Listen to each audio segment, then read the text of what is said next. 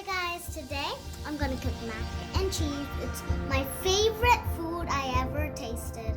I hope you'll like it too. So first thing you need is macaroni. Next is water, milk, cornstarch, pepper, and cheese. First you need to take the macaroni and then get the water. You'll need a cup, so we need a quarter cup of macaroni and a full cup of water. Next you have to pour the whole thing, be careful, into the thing.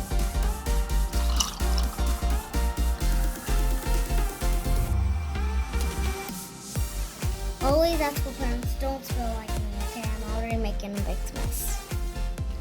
After we add the water, we need to put it in the microwave so it can cook. And so I'm gonna put it in the microwave and then for 3 minutes properly. And then I'm going to show you later. See you in 3 minutes. Bye. Hi guys. If you can see, there's no water. It's really hot, so make sure you take your parents for help. And it's really hot. And you see there's no water because we drained the water. But don't drain all of these pasta shells too. Yeah. And then add a quarter cup of milk. Don't add too much though. The quarter cup of milk. Then add cornstarch, quarter teaspoon of cornstarch. Next, you need to add how much. If you like a lot of spiciness, you can add a lot of pepper. If you like a little bit of spiciness, or if you don't like spiciness at all, you don't have to add any pepper. But I like a little bit of spiciness, so I'll probably add this much.